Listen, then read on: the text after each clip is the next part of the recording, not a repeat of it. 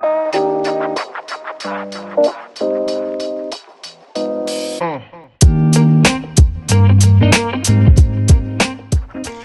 به همگی، من مرضیه هستم. خیلی خوش اومدید به کانال یوتیوب من. امیدوارم هر جا که هستید عالی باشید. امروز قراره با هم آموزش این بافتمون رو ببینیم. پس اگر دوستش دارید بریم ادامه ویدیو رو ببینیم.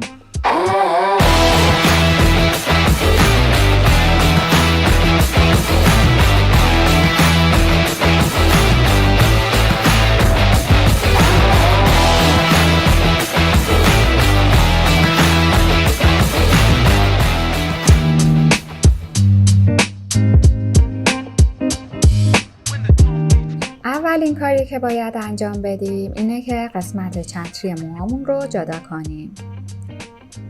برای این کار از یه شونه دنباریک استفاده می‌کنیم و موهامون رو به صورت فرق جدا می‌کنیم.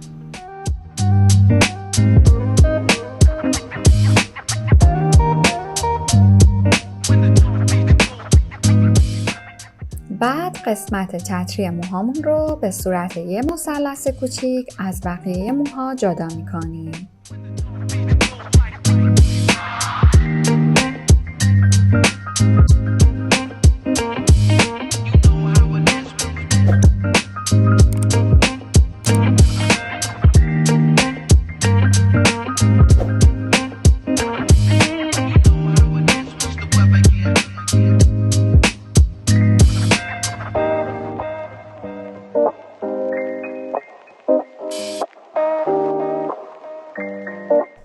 مرحله بعد مرحله دنبال‌اسبی کردن موهای خودمونه. برای این کار از یه برس مو استفاده می‌کنیم. کم کم موهامون رو به سمت بالا برس می‌کشیم که یه دنبال‌اسبی صاف بدون گره و پف داشته باشیم. برای این مدل مو اصلا مهم نیست که حجم و بلندی موهاتون چقدر باشه. فقط کافیه که موها رو دنبال‌اسبی ببندیم و یه پایه بر موهای مصنوعی که میخوایم اضافه کنیم داشته باشیم. برای بستن دنبال‌اسبی باید از 2 تا کش استفاده کنیم. کش اول باید ضخیم‌تر از کش دوم باشه. کش اول رو میبندیم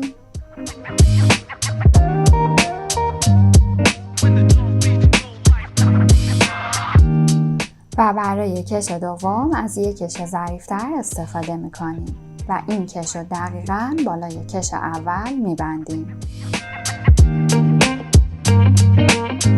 این کار رو برای این انجام میدیم که یه دنبال‌اسبی بالا و محکم داشته باشیم. ارتفاع کشامون نباید بیشتر از 3 تا انگشت باشه.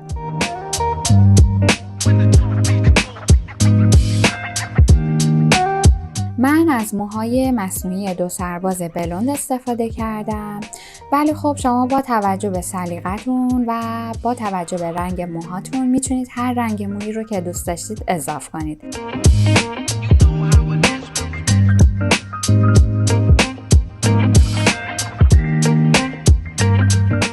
اول وسط موها رو با کش محکم گره میزنم، بعد موها رو به هم میرسونم، تقریباً 1 سانت پایین تر چند دور کش رو میچرخونم، چند تا گره محکم دیگه میزنم.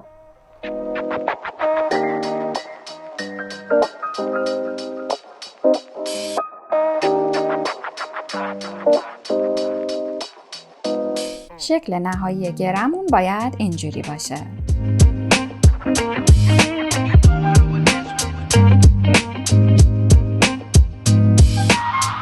خب برای نصب موهای مصنوعی به موهای خودمون به کش و سنجاق نیاز داریم. 2 سر کش رو محکم به هم گره میزنم.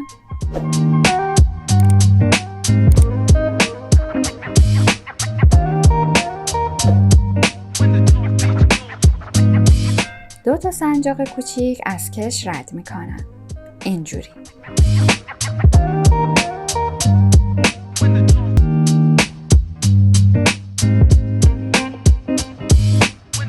بریم سراغ وصل کردن موها به موهای خودمون. 2 تا سنجاق برمی‌داریم. یه دسته از موها رو به قسمت روی دنبه اسبیمون محکم سنجاق میزنیم.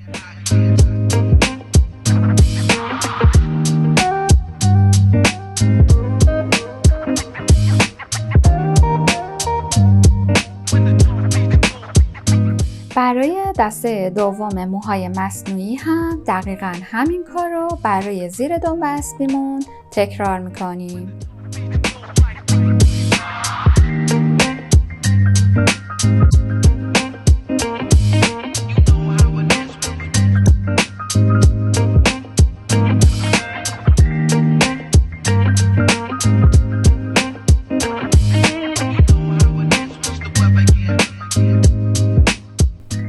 حالا کشی رو که از قبل آماده کردیم برمی‌داریم.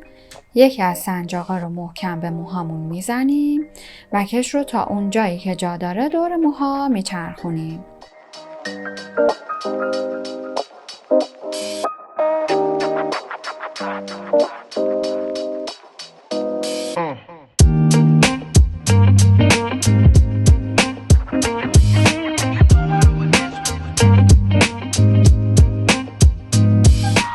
بعد سنجاق دوم رو هم محکم به موهامون میزنیم.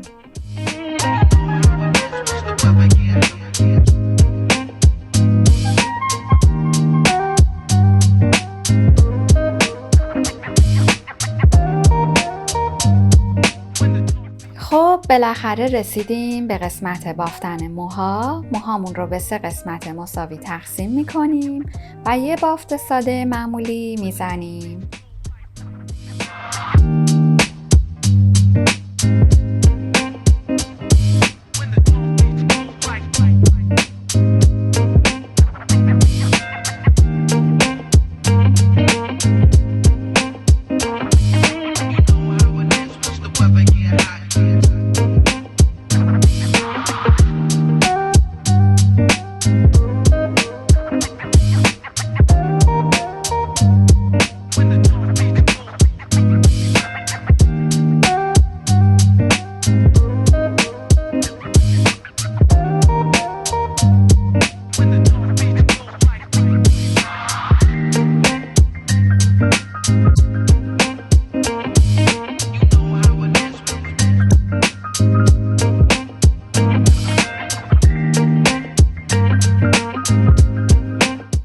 پوشوندن کش و سنجاقای دنبه اسبی من از یه تیکه موی بلوند استفاده کردم.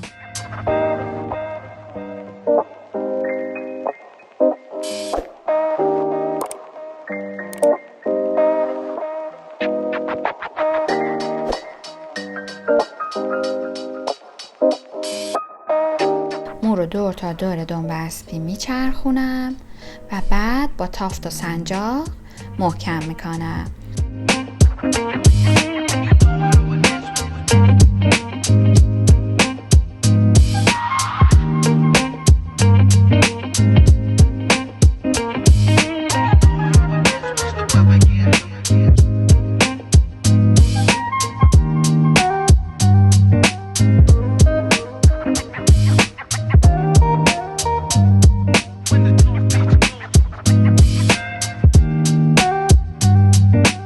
برای گرفتن وز موهامم از تافت و سنجاق استفاده کردم.